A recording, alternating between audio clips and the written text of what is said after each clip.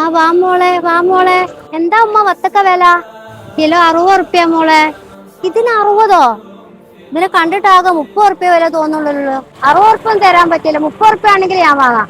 ഇല്ല മോളെ, നമ്മൾ തന്നെ എല്ലാ പൈസ കൊടുത്തിട്ട് വാങ്ങുന്നല്ല മോളെ, അതുകൊണ്ടാ. തരൂല, എന്നാ ഞാൻ പോവാ. എന്നാ മോളെ പോവല്ലേ മോളെ, ഞാൻ തരാം. 30 തരാം. ഏ എന്തേ 30 തരുമോ? ആ എന്നാ എടുത്തോളി.